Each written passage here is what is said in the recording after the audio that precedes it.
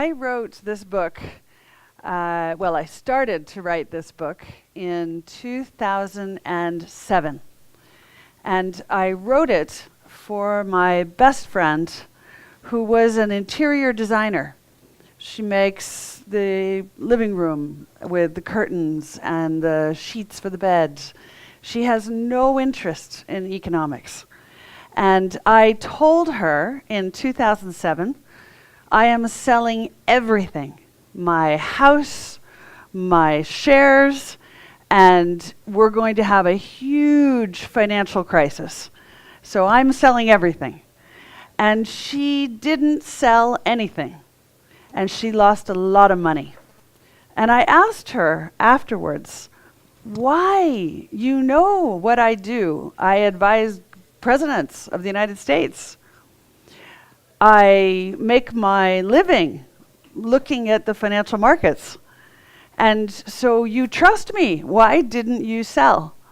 And she said, because the bank manager and the real estate property agent both said, your property will be worth millions more in 6 months.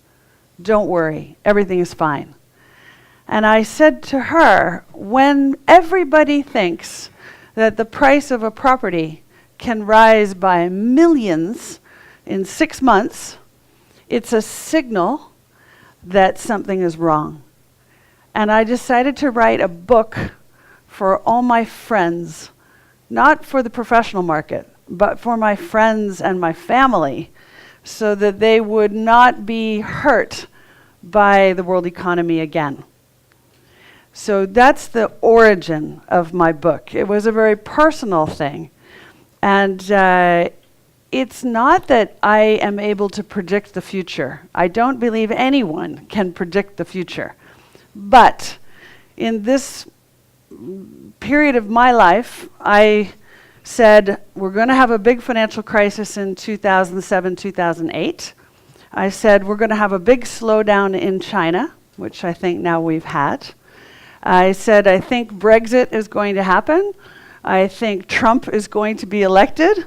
And everyone else said, no, no, no, these things will never happen. And then they happened. So I decided to explain in my book, how did I do it? So that you can do it too. Because nobody can predict, but we can be better prepared. Let me begin with one slide. It's simple. We like to go through life blind in one eye. We only look at math and numbers. We like data and models and polls and anything that is quantifiable. But this means we miss many things on the landscape that are important. So my advice, number one, is open both eyes. You can look at the mathematical side, but also use your common sense. And your common sense eye tells you many things. Then you have a holistic view. You're able to see across. And I think you will stop being so surprised if you take this approach. I know here in China you are talking about gray rhinos and black swans. I think there will be fewer of them if you open both eyes. So I'll give you a few examples of what I mean, of common sense eye. One way I anticipated the financial crisis in 2007 was because of fashion. Now, people say, serious economists, they're not looking at fashion. And I say, well, I look at everything. So I saw at that time, Chinese factories were producing a huge volume of clothing. And so they were making the patterns more loud, brighter, more like this Pucci print. Now, the women in this room will know it's very hard to wear this, right? Very few women look really good in the loud pattern. So when I saw every single store had this kind of dress, I thought we're producing too much volume of clothing.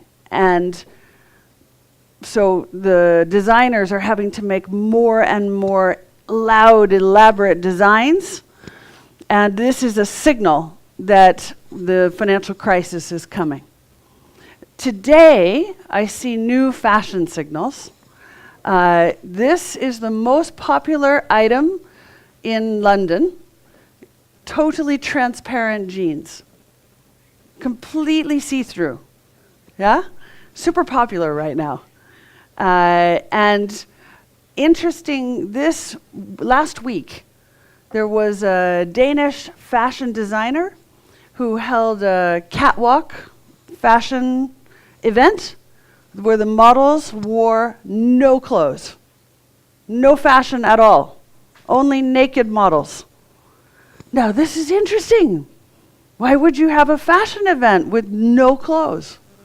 And I think the answer is it's a signal. It tells us something about the fashion industry. What they see is so much uncertainty. They're unable to deliver a vision of the future. So instead, they give us no clothes or completely transparent clothes. It tells you there's a high degree of uncertainty in the world economy. By the way, one more just for the boys, because these are all for the girls. Right now in the West, very popular fashion item for men are blue jeans covered in mud. So you look, if you are a banker guy, right? I've been a banker, right? If you're a banker, if you're finance, you're a private equity person, yeah, you wear this to the bar, now you look like construction worker. You say, I'm just a regular guy. It's a kind of camouflage for the elite. This idea that you have to hide your wealth, you have to hide your education, helps explain Donald Trump. Helps explain why we are electing government officials who are more populist.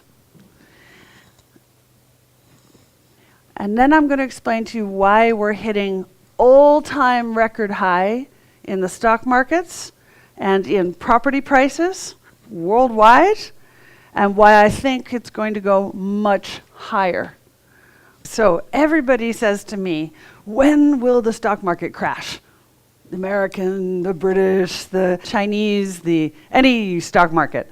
Everyone asks me, when will the property market crash? In Beijing, in London, in New York. Because we have all-time record highs. And my answer is, we're going to see these markets go much higher.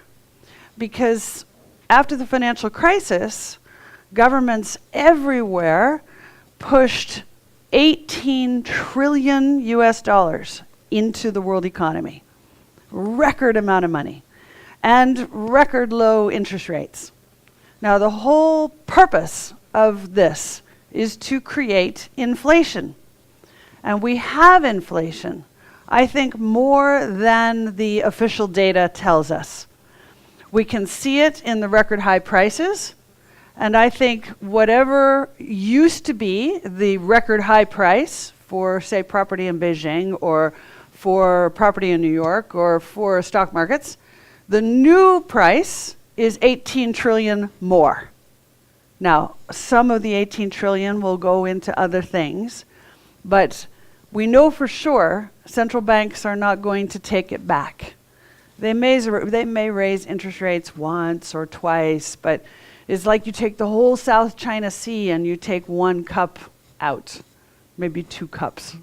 You're still left with huge amount of cash. So I am optimistic that markets are going to go much higher. But the important point, which is at the heart of my book, is explaining to you why inflation in your life is higher than official data tells you. This is exactly the same in the United Kingdom. It's exactly the same in France. Exactly the same in the United States. Exactly the same in South Africa. Everywhere in the world, we find a gap now between official inflation versus real life. And I think it's caused by governments using old methodology. But I also think it's part of how governments deal with the record debt problem. So there are different ways you can default on your debt, and I'll just quickly tell you what they are. Number one, you can say, I'll never pay you back, right? We call that an Argentine-style default, when you say, I'll just never pay you back. Number two, you can say, I will pay you back, but a little bit later, a little bit less. We call this a Greek-style haircut. Or you can say, I promise to deliver citizens, let's say, trash collection, that we pick up your trash twice a week. But now we don't have so much money, so we make it once a month.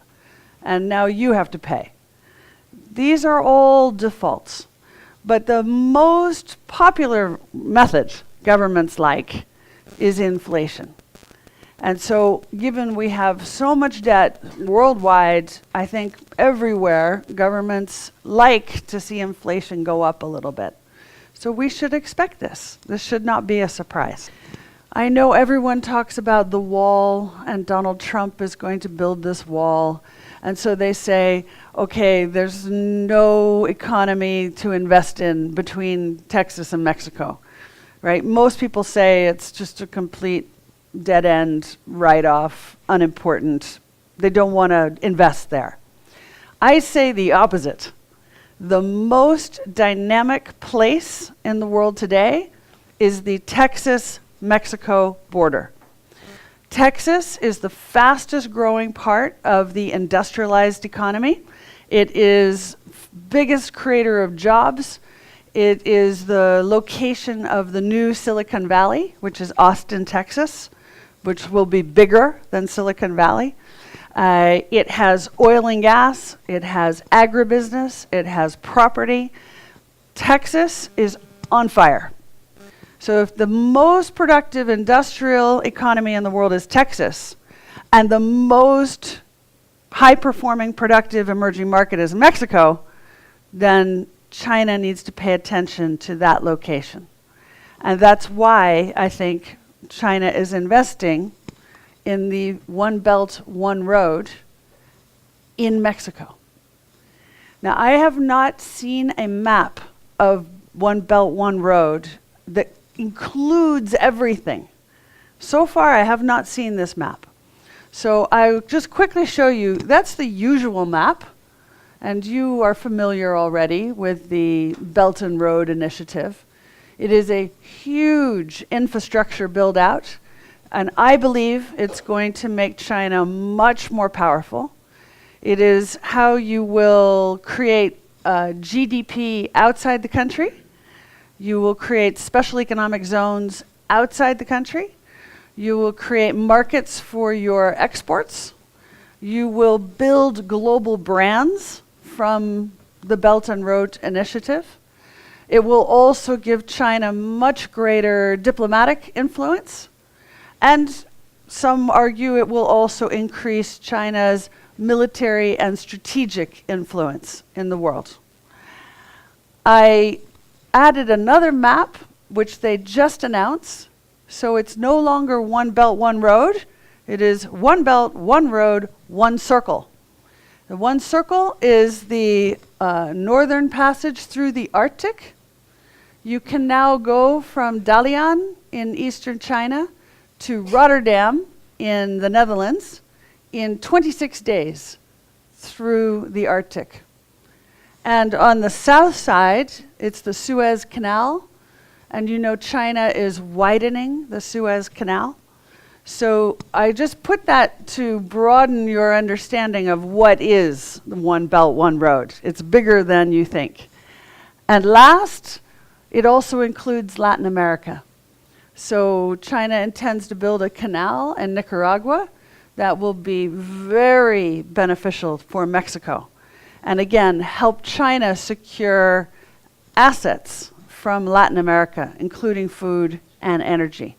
So in the book, I explain why the Belt and Road Initiative is going to change the global economic landscape in a way I think that will be very positive for China. I think it'll be very positive for the people who get to receive the money as well.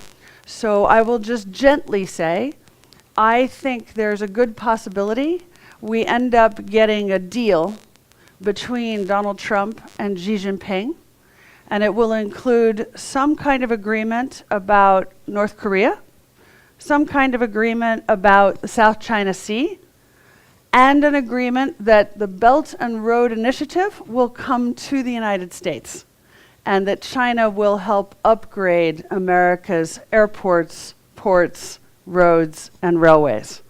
This is a very controversial view, but I think that that is where we're going. If that's true, then the investment landscape is even more positive than I said.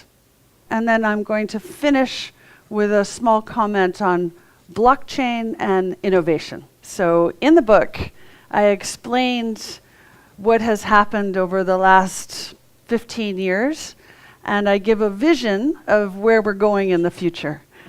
So my vision is very positive. And I should say this is partly because I'm a manufacturer myself. I made a decision a few years ago that I should stop just talking about the world economy and I should begin building it. Because in the book, what I say is, I get asked all the time. I get asked by the President of the United States. I get asked by my cousins.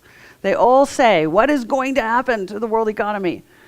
And my honest answer is, it depends on you. If you tell me that you are very fearful and you are saving your money, then we get one economy. If you tell me, I'm fearful, but I think I should invest in the future, in myself, in a business, in an asset, then we have a different future. So I made a bet I should not just talk about the world economy, I should help build it. So I co-founded a robotics company that makes commercial drones for big businesses. And that means I'm in the automation, robotics, artificial intelligence world. And I think this innovation is almost impossible to comprehend how big it is. I think we're in the fourth industrial revolution. It's going to dramatically improve the landscape of the world economy. China is at the forefront of this. I think this year, 2017, China is the biggest buyer of robotics in the world. So many people are worried. They say, oh, then we all lose our jobs and there'll be nothing to do. I totally disagree. And my own view is that the innovations will lead to new kinds of jobs, new kinds of businesses, new kinds of ways of making money. But we have to be open-minded to the future. So the end of the book basically says, people are already building tomorrow's economy today. Actually, computing power that we all carry in our pocket, this is more than a defense laboratory used to have in the old days. Literally, you could build militaries with just the phone. So today, you have it in your pocket. It is hard to underestimate the amount of innovation that this kind of computing power will give us. And so I feel we have, thank you, every reason to be optimistic. So to finish, I wrote this book for very personal reasons, to help my friends out, to help the politicians and policymakers that I advise understand the world more clearly.